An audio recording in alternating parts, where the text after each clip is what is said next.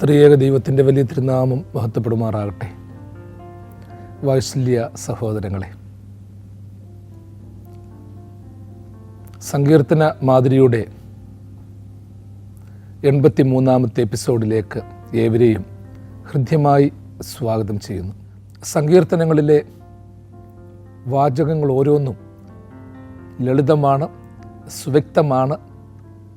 അതുകൊണ്ട് തന്നെ അവയെ സത്കീർത്തനങ്ങളെന്ന് പറയുന്നത് അർത്ഥവത്വമാണെന്ന് നമുക്കറിയാം. ഗാനരൂപത്തിൽ യഹൂദന്മാർ പാടിയ ആരാധനകളിൽ ഉപയോഗിച്ച സങ്കീർത്തനങ്ങൾ ഇന്നും ജാതിമത ഭേദമന്യേ ഏവരും ഉപയോഗിക്കുന്നു എന്നുള്ളത് ദൈവകൃപയുടെ ഒരു നിദർശനമാണ്. ഈ എപ്പിസോഡിൽ ധ്യാനത്തിനായി 24-ാം സങ്കീർത്തനം നിങ്ങളുടെ മുൻപാകെ സമർപ്പിക്കുകയാണ്. 24-ാം സങ്കീർത്തനം 10 വാക്യങ്ങൾ ഉൾപ്പെടുന്ന ഒരു ചെറിയ സങ്കീർത്തനമാണ്. ഈ സങ്കീർത്തനവും ദാവീദിനാൽ വിരചിതമാണ്. ഭാഷയിലും വാക്കുകളിലും ശ്രേഷ്ഠത ഉൾക്കൊള്ളുന്ന ഈ സങ്കീർത്തനം ധ്യാനത്തോടെ നമുക്ക് വായിക്കാം. ഭൂമിയും അതിൻ്റെ പൂർണ്ണതയും ഭൂതലവും അതിൻ്റെ നിവാസികളും യഹോവയ്ക്കുള്ളതാകുന്നു. സമുദ്രങ്ങളുടെ മേൽ അവൻ അതിനെ സ്ഥാപിച്ചു, നദികളുടെ മേൽ അവൻ അതിനെ ഉറപ്പിച്ചു. യഹോവയുടെ പർവ്വതത്തിൽ ആര് കയറും? അവൻ്റെ വിശുദ്ധ സ്ഥലത്ത് ആര് നിൽക്കും? വെടിപ്പുള്ള കൈകളും നിർമ്മല ഹൃദയവുമുള്ളവൻ, വ്യാജത്തിനു മനസ്സുവെക്കാതെയും കള്ളസത്യം ചെയ്യാതെയും ഇരിക്കുന്നവൻ. അവൻ യഹോവയിൽ നിന്ന് അനുഗ്രഹവും തൻ്റെ രക്ഷയുടെ ദൈവത്തിൽ നിന്ന് നീതിയും പ്രാപിക്കും. ഇതാകുന്നു അവനെ അന്വേഷിക്കുന്നവരുടെ തലമുറ. യാക്കോബിൻ്റെ ദൈവമേ, തിരുമുഖം അന്വേഷിക്കുന്നവർ ഇവർ തന്നെ.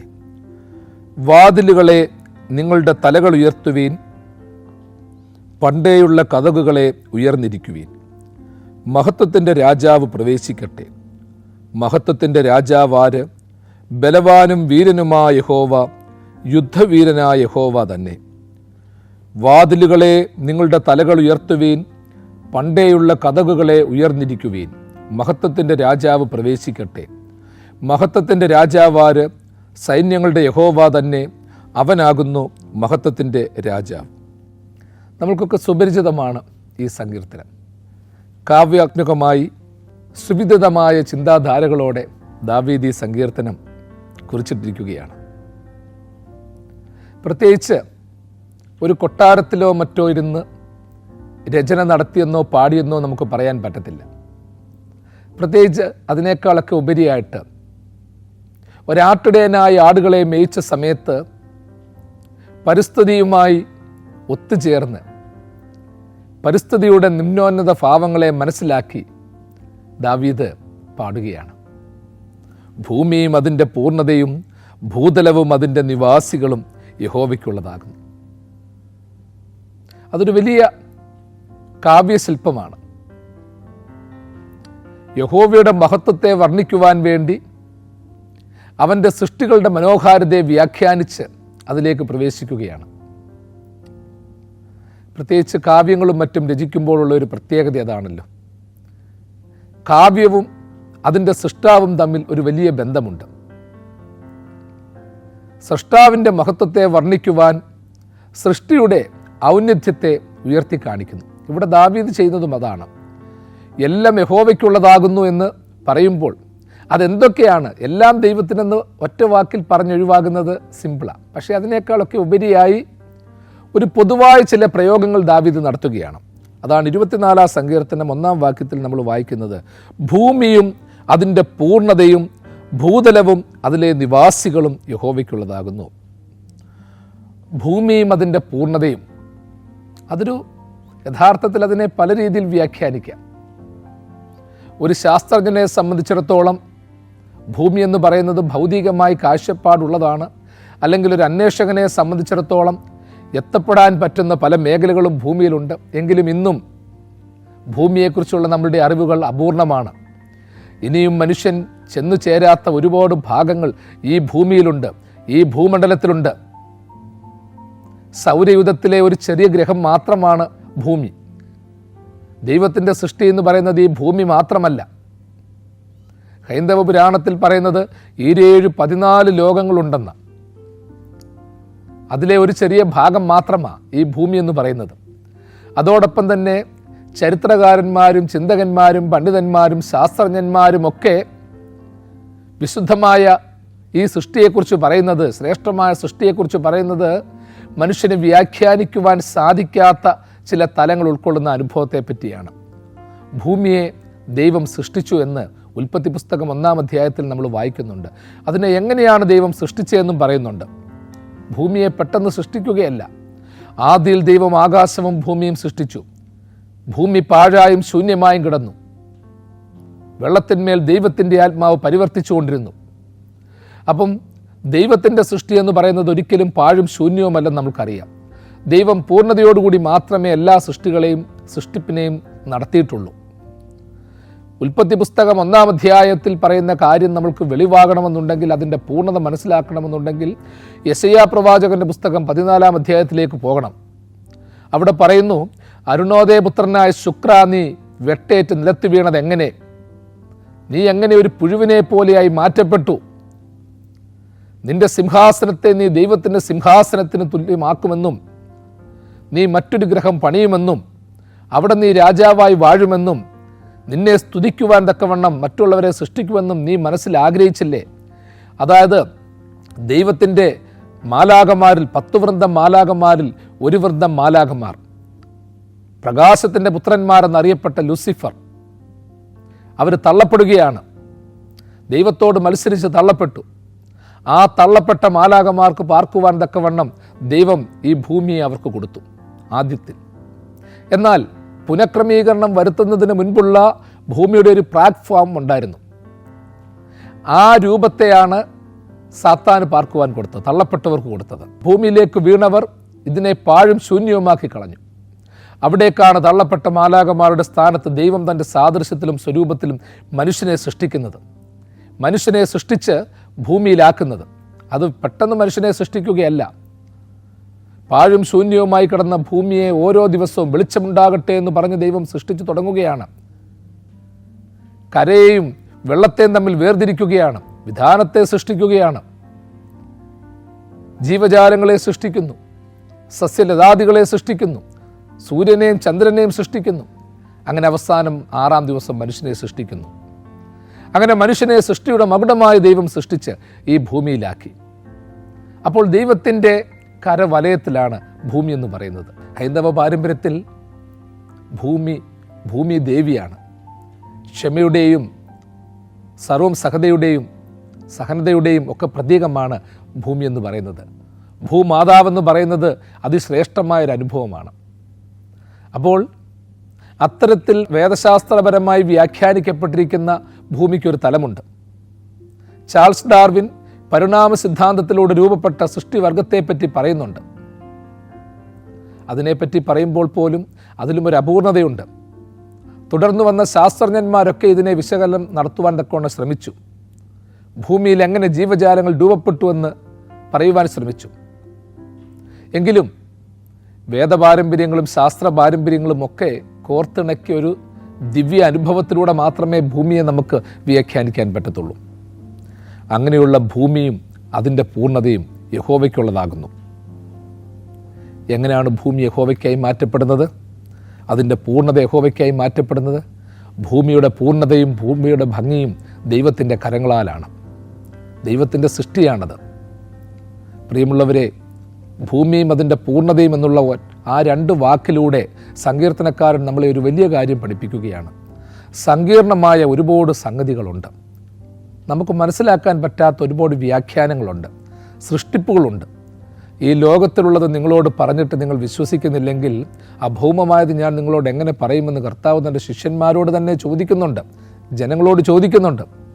അങ്ങനെയെങ്കിൽ ഓർത്തോണം, ഭൂമി മാത്രമല്ല, നമ്മൾ ഈ കാണുന്ന ഭൂമി മാത്രമല്ല, നമ്മൾ ഈ കണ്ടിട്ടുള്ള ഭൂമിയുടെ കാഴ്ചയെന്ന് പറയുന്നത് അപൂർണമായിട്ടുള്ളതാണ്.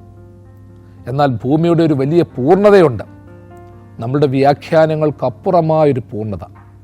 അതിൻ്റെ മനോഹാരിത, അതിൻ്റെ രഹസ്യാവഹമായ സംഗതികൾ, അതിൻ്റെ ശാസ്ത്രീയ വശങ്ങൾ, താത്വിക വശങ്ങൾ ഇവിടെ പാർത്തവർ, സൃഷ്ടിപ്പുകൾ, ഈ ഭൂമിയിൽ പിറന്നു വീണ ഓരോ ജീവജാലങ്ങൾ, സസ്യലതാദികൾ, നമ്മൾ കണ്ടിട്ടും കാണാത്തതും നമ്മുടെ പൂർവികർ കേൾക്കാത്തതുമായ സംഗതികൾ, ഇതെല്ലാം ഈ ഭൂമിയിലുണ്ട്, ഭൂമണ്ഡലത്തിലുണ്ട്.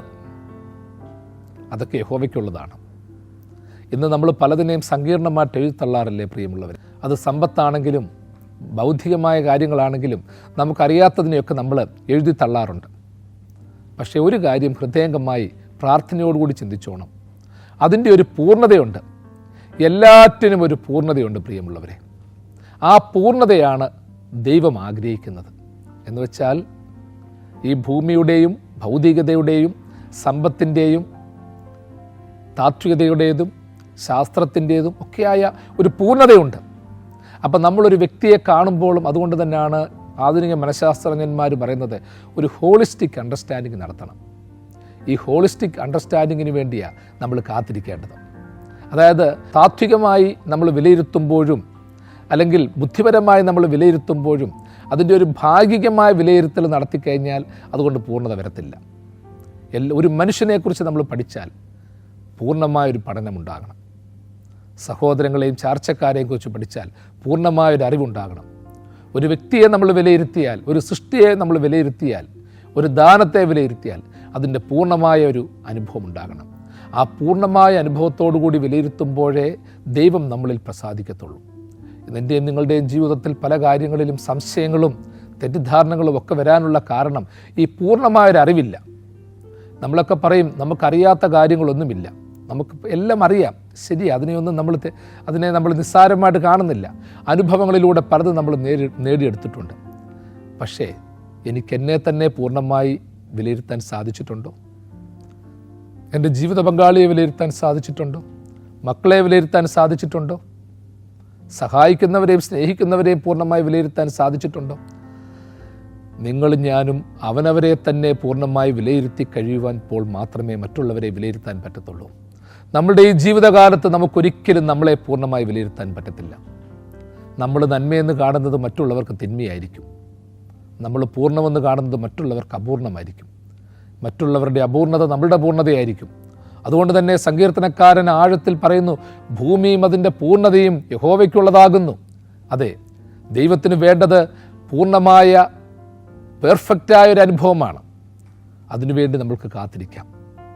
എൻ്റെ പൂർണ്ണമായ അനുഭവത്തിന് വേണ്ടി നമ്മൾ ഓർത്തോണം. ചില കാര്യങ്ങളിലൊക്കെ നമ്മൾ വരുമ്പോൾ നമ്മളെല്ലാം പൂർണ്ണരായെന്ന് ചിന്തിക്കാറുണ്ട്. നമുക്കൊക്കെ ഒരു ഡെസ്റ്റിനേഷൻ സിക്നെസ് ബാധിച്ചിട്ടുണ്ട്. ഇനിയൊന്നും ചെയ്യാനില്ല, ഞാനെല്ലാം തികഞ്ഞവനായി, തികഞ്ഞവളായി, പഠിച്ചവളായി, അറിഞ്ഞവരായി, ചിന്തിച്ചവരായി, ചിന്താധാരകളൊക്കെ ഒത്തിരിയുണ്ട്.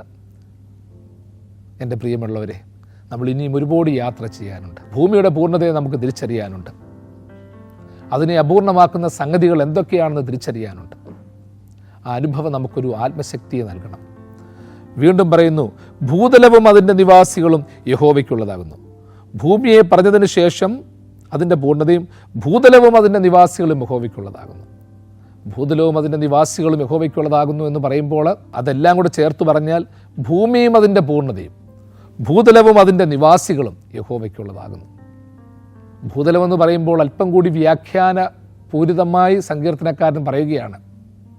ഈ ഭൂമണ്ഡലം എന്ന് പറയുന്ന കൺസെപ്റ്റ് മൊത്തത്തിൽ ദാവീദ് പറയുകയാണ്. നമ്മൾ ആദ്യമേ പറഞ്ഞതുപോലെ നമ്മൾ കാണുന്ന ഭൗതികമായൊരു ഭൂമണ്ഡലം മാത്രമല്ല, അതിനപ്പുറമായൊരു അനുഭവമുണ്ട്. ഭൂതലം, അതിൻ്റെ നിവാസികൾ എല്ലാം യഹോവയ്ക്കുള്ളതാകുന്നു. എന്ന് വെച്ചാൽ ദൈവത്തിനില്ലാത്തതായിട്ട്, സർവേശ്വരനില്ലാത്തതായിട്ടൊന്നുമില്ല. എല്ലാ ജീവജാലങ്ങളും യഹോവയ്ക്കുള്ളതാണ്. നാനാ ജാതിയിലും മതത്തിലും പെട്ടവർ ദൈവത്തിൻ്റെ കരങ്ങളിലാണ്. അപ്പം ഭൂമിയും അതിൻ്റെ പൂർണ്ണതയും ഭൂതലവും അതിൻ്റെ നിവാസികളും യഹോവയ്ക്കുള്ളതാകുന്നു എന്ന് സങ്കീർത്തനക്കാരൻ സാക്ഷിക്കുമ്പോൾ നമ്മളെ ഒരു വലിയ കാര്യം പഠിപ്പിക്കുകയാണ്. നമ്മളൊക്കെ ഈ ലോകത്തിൽ ജീവിക്കുമ്പോൾ പറയും, എനിക്ക് 1 ഏക്കർ ഭൂമിയുണ്ട്, 10 സെൻറ്റ് ഭൂമിയുണ്ട്, ഇന്നിടത്ത് കടയുണ്ട്, ഫ്ലാറ്റുണ്ട്, സ്വർണമുണ്ട്. നമ്മളിങ്ങനെ പലപ്പോഴും നമ്മളുടെ ജീവിതത്തെ നമ്മൾ വിലയിരുത്താറുണ്ട്. എന്നാൽ നിങ്ങളും ഞാനുമൊക്കെ യഹോവയ്ക്കുള്ള വസ്തുക്കളുടെ കാവൽക്കാരാണ്, അതിൻ്റെ കാര്യവിചാരകരാണ്. ദൈവം എന്നെ നിങ്ങളെയും ഏൽപ്പിച്ചിരിക്കുന്നത് കാര്യവിചാരകത്വം മാത്രമാണ്, ഉടമസ്ഥ അവകാശമല്ല. ഒരിക്കലും ഈ ധനത്തെയും ജഗത്തെയും ഒക്കെ നാം വിട്ടുപിരിഞ്ഞേ പറ്റത്തുള്ളൂ. എല്ലാത്തിനെയും വിട്ടുപോയേ പറ്റത്തുള്ളൂ. അപ്പം യഹോവയ്ക്കുള്ള വസ്തുവകകളുടെ കാവൽക്കാരും അതിൻ്റെ കാര്യവിചാരകന്മാരുമാണ് നിങ്ങളും ഞാനുമെന്ന് നമ്മൾ ഉറച്ചു വിശ്വസിക്കണം. ആ യജമാനൻ്റെ ഇഷ്ടത്തിനനുസരിച്ച് ജീവിക്കേണ്ടവരാണ് നമ്മൾ. ഇതെല്ലാം യഹോവയ്ക്കുള്ളതാകുന്നു എന്ന് പറയുമ്പോൾ അപ്പോൾ യഹോവയ്ക്ക് വേണ്ടി പ്രവർത്തിക്കേണ്ടവരാണ് നമ്മൾ. ദൈവത്തിൻ്റെ ഉത്തരവാദിത്വത്തിലാണ് സർവ്വ സൃഷ്ടിയുമെന്ന് നമ്മൾ ചിന്തിക്കണം. വീണ്ടും നമ്മൾ ഓർക്കുമ്പോൾ ഇതെല്ലാം യഹോവയ്ക്കുള്ളതാകുന്നു എന്ന് പറയുമ്പോൾ ഈ സൃഷ്ടിപ്പുകളിൽ ദൈവത്തിൻ്റെ മണവും ഗുണവും ഇല്ലാത്ത സംഗതികളെ നിങ്ങളും ഞാനും പ്രതിഷ്ഠിക്കരുത്. നമ്മളൊരു കെട്ടിടം പണിയുമ്പോൾ നമ്മളുടെ പ്ലാനാണ് അവിടെ വരുന്നത്. എത്ര പണം മുടക്കാനുണ്ട്, ഏത് രീതിയിലാകണം, അതിൻ്റെ സ്ട്രക്ചർ മൊത്തം നമ്മളാണ് തീരുമാനിക്കുന്നത്. നമ്മളുടെ ആശയങ്ങൾ നമ്മൾ ആർക്കിടെക്റ്റിനോട് പറയും. അതിൻ്റെ ആർക്കിടെക്ചർ നമ്മുടെ ഒരു താല്പര്യപ്രകാരമായിരിക്കും. ആ നല്ല ശില്പി മനോഹരമായി അത് രൂപപ്പെടുത്തും. ഒരു ഡിവൈൻ ആർക്കിടെക്റ്റ് ഉണ്ട് പ്രിയമുള്ളവരെ. ഡിവൈൻ ആർക്കിടെക്റ്റിൽ നിന്ന് മാത്രമേ ഡിവൈൻ ആർക്കിടെക്ചർ വരത്തുള്ളൂ. എനിക്കും നിങ്ങൾക്കും ഇവിടെ എന്തൊക്കെ ഉണ്ടെന്ന് പറഞ്ഞാലും എങ്ങനെയൊക്കെ ഉണ്ടെന്ന് പറഞ്ഞാലും നമ്മൾ നേരത്തെ സൂചിപ്പിച്ചതുപോലെ അതൊക്കെ രൂപപ്പെടുത്തേണ്ടത് ദൈവത്തിൻ്റെ ഇഷ്ടപ്രകാരമായിരിക്കണം. ദൈവത്തിന് അഹിതമായിട്ടുള്ളതൊന്നും ഈ സൃഷ്ടിയിൽ വരാൻ പാടില്ല. മാരകായുധങ്ങളും ദൂഷ്യങ്ങളും ദോഷങ്ങളുമൊക്കെ ദൈവത്തിൻ്റെ സൃഷ്ടിപ്പിൽ വരാൻ പാടില്ല, കലർത്താൻ പാടില്ല. ഇന്ന് ദൈവം സൃഷ്ടിച്ചിരിക്കുന്ന മനുഷ്യവർഗം ദൈവത്തിന് അഹിതമായത് ആ സൃഷ്ടിയിൽ കലർത്താൻ ശ്രമിക്കുന്നതിൻ്റെ പ്രതിഫലനങ്ങളാണ് ഇന്നുണ്ടാകുന്ന സൂര്യാതാപവും അതോടൊപ്പം തന്നെ പ്രതികൂലമായ കാലാവസ്ഥകൾ, ഭൂമി കുലുക്കങ്ങൾ, അതൊക്കെ നമ്മൾ ചിന്തിച്ചോണം. പകർച്ചവ്യാധികൾ നമ്മളെ പേടിപ്പിക്കുന്നുണ്ട്. ഈ പകർച്ചവ്യാധികളും മറ്റും വരുവാൻ തക്കവണ്ണം ഒരു പരിധിവരെ മനുഷ്യൻ്റെ പ്രവർത്തനങ്ങൾ ഹേതുവാകുന്നുണ്ട്. എവിടെ തിരിഞ്ഞാലും പെട്ടെന്നുള്ള മരണങ്ങൾ. ഒരു കാലത്ത് നമ്മൾ പറയും മരണത്തെ പിടിച്ചു കിട്ടിയെന്ന് പറയും. ഇന്നത്തെ കാലത്ത് നമുക്കറിയാം മരണപ്പെട്ടു പോകുന്നത് എത്രയോ ചെറുപ്പക്കാരാണ്, ആരോഗ്യമുള്ളവരാണ്. ഇരിക്കുന്നിരിപ്പിലാണ് മരിച്ചു പോകുന്നത്. ഈ ആധുനിക ശാസ്ത്രീയ സങ്കേതങ്ങളൊന്നും ഇല്ലാതിരുന്ന കാലഘട്ടത്തിൽ പോലും മനുഷ്യന് ആയുസ്സുണ്ടായിരുന്നു. ചിലർ പറയും, പണ്ടത്തെ കാലത്ത് പറയും പെട്ടെന്ന് ബാലമരണങ്ങളൊക്കെ ഒത്തിരി ഉണ്ടായിരുന്നു. അതൊക്കെ സത്യമെങ്കിലും അന്നത്തെ മരണനിരക്ക് കൂടുതലാണെന്നും പറയും. എങ്കിലും പഴയ ആളുകൾ ഒരു പരിധിവരെ ജീവിച്ചിരുന്നത് നമുക്കറിയാം, ദീർഘായുസ്സുള്ളവരായിരുന്നു. 80ഉം 90ഉം ഒക്കെ ഒരു കാലഘട്ടത്തിൽ ഒരു അത്ഭുതമല്ലായിരുന്നു. 100 കടന്നു പോകുന്നത് മഹാത്ഭുതമല്ലായിരുന്നു. ഇന്ന് 90ഉം 100ഉം ഒക്കെ കടന്നു പോകുക എന്ന് പറയുന്നത് മഹാത്ഭുതമായിട്ട് മാറ്റപ്പെട്ടിരിക്കുന്ന ഒരു കാലഘട്ടത്തിലാണ്. ഇതിനൊക്കെ തടസ്സമായി നിൽക്കുന്നത് ഇല്ലാഞ്ഞിട്ടല്ല, ഭക്ഷ്യക്ഷാമമല്ല, മരുന്നും മന്ത്രവും ഇല്ലാഞ്ഞിട്ടല്ല, കരുതാൻ ആളില്ലാഞ്ഞിട്ടല്ല, കിടക്കാൻ ഭൂമികയില്ലാഞ്ഞിട്ടല്ല, മറിച്ച് യഹോവയ്ക്കുള്ളതായ സംഗതികളിൽ മനുഷ്യനുള്ളത് കുത്തിത്തിരികിയപ്പോൾ പറ്റിയ ചില അസന്തുലിതാവസ്ഥകളുണ്ട്, താളഭ്രംശങ്ങളുണ്ട്. ആ താളഭ്രംശങ്ങളെ നമ്മൾ തിരിച്ചറിയണം. ഇതൊക്കെയും യഹോവയ്ക്കുള്ളതാകുന്നു എന്ന് പറയുമ്പോൾ ഒരു കാര്യം ആലോചിച്ചോണം. യഹോവയ്ക്കുള്ളതിൻ്റെ കാര്യവിചാരകന്മാരായി നിങ്ങളും ഞാനും പ്രവർത്തിക്കുമ്പോൾ ഭാവിയെക്കുറിച്ചും സമൂഹത്തെക്കുറിച്ചും നമ്മൾക്കൊരു ചിന്തയുണ്ടാകണം. യഹോവയ്ക്കുള്ള വസ്തുവകകളൊന്നും നശിക്കാൻ പാടില്ലാത്തതാണ്. അത് സുസ്ഥിരമായിട്ടിരിക്കേണ്ടതാണ്. അതിനൊരു പ്രത്യേകമായൊരു ഐശ്വര്യമുണ്ട്, ഒരു ഡിവൈൻ ഗ്രേസ് ഉണ്ട്. ഇന്നില്ലാതായി പോകുന്നത് ഈ ഡിവൈൻ ഗ്രേസാണ്. ഭൗതികമായ ഒരുപാട് ഉയർച്ചകൾ ഉണ്ടായിട്ടുണ്ട്, പക്ഷെ ഒരു ദൈവിക ചൈതന്യം, ദൈവത്തിൻ്റെ സുഗന്ധം അതിന്ന് പല മേഖലകളിലും പ്രിയമുള്ളവരെ നഷ്ടപ്പെട്ടിരിക്കുകയാണ്. അതുകൊണ്ട് തന്നെ ഒരു വലിയ പ്രത്യാശ നമുക്കുണ്ടാകണം. ദൈവസന്നിധിയിൽ ഒരു പ്രത്യാശ ഉണ്ടാകണം. ഹൃദയത്തോടു കൂടിയുള്ളൊരു സമർപ്പണം ഉണ്ടാകണം. എൻ്റെ ദൈവമേ, നീ തന്നിട്ടുള്ള, നീ എടുത്തുപയോഗിക്കുന്ന അനുഭവങ്ങളിൽ നിൻ്റെ സ്പർശനം നീ പതിച്ചിട്ടുള്ളത് ഈ സമൂഹത്തിന് കാണിച്ചു കൊടുക്കുവാൻ, പങ്കുവയ്ക്കുവാൻ തക്കവണ്ണം എനിക്ക് സാധിക്കണം. അതുകൊണ്ട് തന്നെയാണ് പാട്ടുകാരൻ പാടിയത്, കാണാമെനിക്കെൻ്റെ രക്ഷിതാവേ നിൻ്റെ തങ്കമുഖമെൻ്റെ താതൻ രാജ്യം, ഈ ലോകമായയിൽ പെട്ടു വലഞ്ഞു ഞാൻ, മേലോകവാർത്തയിൽ ദൂരസ്ഥനായി ഈ ലോകമായയിൽ പെട്ടു വലഞ്ഞു ഞാൻ. മേലോകവാർത്തയിൽ ദൂരസ്ഥനായി 10,000 നില പൊക്കിപ്പണിതാലും അതിനുള്ളിലും മൃത്യു കയറി ചെല്ലും. ചെറ്റപ്പൂരേ അതിൽ പാർക്കുന്ന ഭിക്ഷുവും മുറ്റും മരണത്തിനാധീനേ നാം.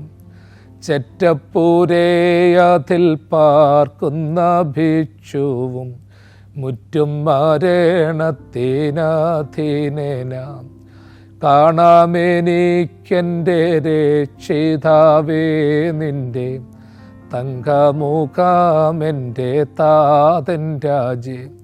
ഭൂമിയും അതിൻ്റെ പൂർണ്ണതയും ഭൂതലവും അതിലെ നിവാസികളും യഹോവയ്ക്കുള്ളതാകുന്നു. ഇത് യഹോവയ്ക്കുള്ളതാകുന്നു എന്ന് പറയുമ്പോൾ നമ്മൾ ഓൾറെഡി പറഞ്ഞു കഴിഞ്ഞു.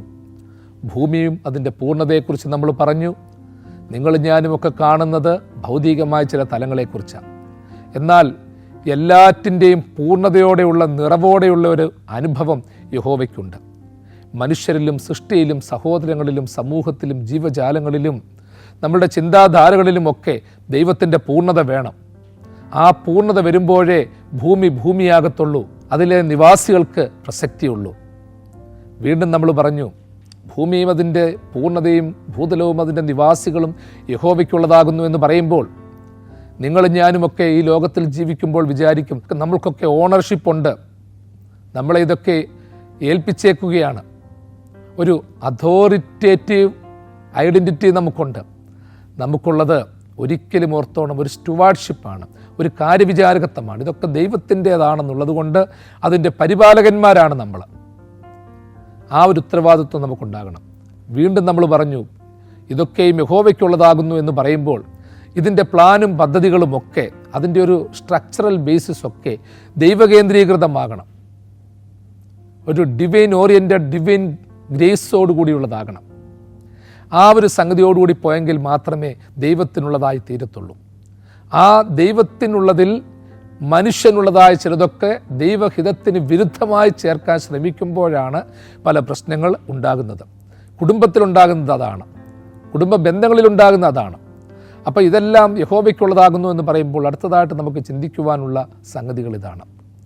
അപ്പോൾ ഈ ഭൂമിയിലും അതിലെ നിവാസികളിലും യഹോവയ്ക്കുള്ള ഒരു വലിയ അതോറിറ്റി, ഒരു ഓണർഷിപ്പ്, ആ ഓണർഷിപ്പ് കുടുംബ ബന്ധങ്ങളിലും സഹോദര ബന്ധങ്ങളിലും ഉണ്ടാകണം. ഇന്ന് കുടുംബ ബന്ധങ്ങളിൽ പതറിച്ച് വരുന്നുണ്ട്, സഹോദര ബന്ധങ്ങളിൽ പതറിച്ച് വരുന്നുണ്ട്, ഭാവിയെക്കുറിച്ചുള്ള ചിന്താധാരകളിൽ പതറിച്ച് വരുന്നുണ്ട്. എന്തുകൊണ്ടാണ് ഈ പതറിച്ച് വരുന്നത്? നിവാസികളിൽ യഹോവയ്ക്ക് ഒരു വലിയ ഓണർഷിപ്പുണ്ട്. നിവാസികളിൽ ദൈവത്തിൻ്റെ ഓണർഷിപ്പ് നിലനിൽക്കുന്നിടത്തോളം കാലം ഓരോ ബന്ധങ്ങളും ഇഷ്ടങ്ങളുമൊക്കെ ദൈവത്തോട് ചേർന്നുകൊണ്ട് വേണം ചെയ്യാൻ. ദൈവത്തോട് ചോദിക്കണം. അതായത് ദൈവത്തിൻ്റെ വസ്തുവിൽ ദൈവത്തിൻ്റെ മക്കൾ, ദൈവം ചുമതല ഏൽപ്പിച്ചിരിക്കുന്നവർ, കാവൽക്കാർ പ്രവർത്തിക്കുകയാണ്, സ്റ്റുവാർഡ്സ് പ്രവർത്തിക്കുകയാണ്. അപ്പോൾ അവർ അനുമതി ചോദിക്കണം, അനുജ്ഞ ചോദിക്കണം. അതുകൊണ്ട് തന്നെയാണ് പഴയ കാലഘട്ടത്തിൽ നമ്മൾ പറയത്തില്ലയോ, ഇന്ത്യൻ വേദ പശ്ചാത്തലത്തിൽ തൊട്ട് തന്നെ ഒരു മരം മുറിക്കുമ്പോൾ മരത്തോട് അനുജ്ഞ ചോദിക്കുക, അതിനെ പ്രസാദിപ്പിക്കുക. ഒരു യാത്ര പോകുമ്പോൾ, ഒരു ബിൽഡിംഗ് പണിയുമ്പോൾ, അല്ലെങ്കിൽ ഒരു പ്രതിഷ്ഠ വയ്ക്കുമ്പോൾ ദൈവികമായ അനുജ്ഞ തേടുക. അപ്പോൾ ഇതിനെല്ലാം ഒരു പ്രത്യേകതയുണ്ട്.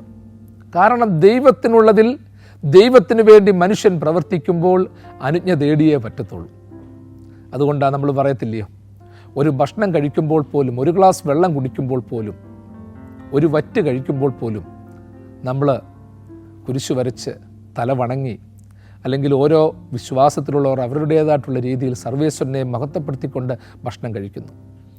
നിങ്ങളും ഞാനും കഴിക്കുന്ന ഭക്ഷണം എത്തേണ്ടിടത്ത് എത്തണമെന്ന് തീരുമാനിക്കേണ്ടവൻ ദൈവമാണ്. ഒരു പാസേജ് മാറിക്കഴിഞ്ഞാൽ എത്തപ്പെടുന്നത് മറ്റു പല തലങ്ങളിലേക്കായിരിക്കും.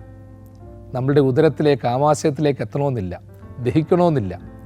ശ്വാസം മുട്ടി മരിക്കുവാൻ തക്കവണ്ണം ഒരുരുള്ള ചോറ് മതി, കൂടുതലൊന്നും വേണ്ട. എത്രയോ പേരങ്ങനെ മരിച്ചിട്ടുണ്ട്. നമ്മൾ ഭക്ഷണം കഴിക്കുന്ന സമയത്ത് പെട്ടെന്നൊരു തുമ്മൽ വന്നാൽ മതി, എന്തൊക്കെ സംഭവിക്കുമെന്ന് നമുക്കറിയാൻ പറ്റത്തില്ല. അങ്ങനെ ഓരോ കാര്യത്തിലും. അതുകൊണ്ട് തന്നെ ഒരു കുഞ്ഞ് അക്ഷരം എഴുതി തുടങ്ങുമ്പോൾ തന്നെ ആദ്യം ഈശ്വരനാമം ഉരുവിട്ട് ആ ഈശ്വരനാമം കുറിച്ചുകൊണ്ടാണ് ആദ്യാക്ഷരം കുറിക്കുന്നത്. ഓരോ മതത്തിലും സംസ്കാരത്തിലും പെട്ടവർ അവരുടേതായിട്ടുള്ള വിശ്വാസത്തിൽ ആദ്യാക്ഷരം കുറിക്കും. അപ്പോൾ അങ്ങനെ ആദ്യാക്ഷരം കുറിക്കുവാൻ ഇരിക്കുന്നവർ അരിമണിയിൽ അല്ലെങ്കിൽ മണലിൽ ആദ്യം എഴുതുന്നത് ചിലപ്പോൾ ആ എന്ന് പറയുന്ന അക്ഷരമാകണമെന്നില്ല. ചിലപ്പോൾ അവരാദ്യം എഴുതുന്നത് ഈശ്വരനാമമായിരിക്കും. അതിനുശേഷമേ ഈ ആദ്യ അക്ഷരമായ ആ എഴുതത്തുള്ളൂ. അപ്പോൾ ഇതൊക്കെ ദൈവത്തോട് ചേർന്ന് ദൈവത്തോട് ചോദിച്ചുകൊണ്ടായിരിക്കണം. ഇല്ലെങ്കിൽ യഹോവയ്ക്കുള്ളവരല്ലേ? യഹോവയ്ക്കുള്ളവർ സ്വയത്തിനുള്ളവർ എന്ന രീതിയിൽ പ്രവർത്തിക്കാൻ എങ്ങനെ സാധിക്കും? യഹോവയ്ക്കുള്ളവർ, യഹോവയുടെ നിയന്ത്രണത്തിൽ വരേണ്ടവർ, അങ്ങനെ ഒരാളില്ല എന്നുള്ള രീതിയിൽ എങ്ങനെ പ്രവർത്തിക്കും? എൻ്റെ പ്രിയപ്പെട്ടവരെ, ദൈവം നമുക്ക് വീടും കൂടുമൊക്കെ തന്നിട്ടുണ്ട്. സുരക്ഷിതമായി നമ്മൾ പാർക്കുന്നുണ്ട്. അവിടെ ദൈവത്തിന് ഒരു മുറിയൊന്നും കൊടുക്കാൻ ആവശ്യപ്പെടുന്നില്ല. പലരുടെയും വീടുകളിൽ പ്രാർത്ഥനാ മുറികളുണ്ട്. പ്രാർത്ഥനാ മുറി ഉള്ളതുകൊണ്ട് അത് ദൈവത്തിൻ്റെ മുറിയാണെന്ന് പറയാൻ ആർക്കും പറ്റത്തില്ല. അതൊക്കെ പൊടി പിടിച്ചൊക്കെ പോയിരിക്കുമല്ലയോ? അതുകൊണ്ട് എനിക്ക് നിങ്ങളോട് പറയാനുള്ളത്, നമ്മളുടെ ഹൃദയം തന്നെ ദൈവത്തിന് കൊടുക്കണം. നിവാസികൾ യഹോവയ്ക്കുള്ളതാകുന്നു എന്ന് പറയുമ്പോൾ, ഭൂതലം യഹോവയ്ക്കുള്ളതാണെന്ന് പറയുമ്പോൾ, ഭൂമി യഹോവയ്ക്കുള്ളതാണെന്ന് പറയുമ്പോൾ എല്ലാം ദൈവത്തിൻ്റെ ഹിതത്തിന് വേണ്ടി സമർപ്പിക്കണം.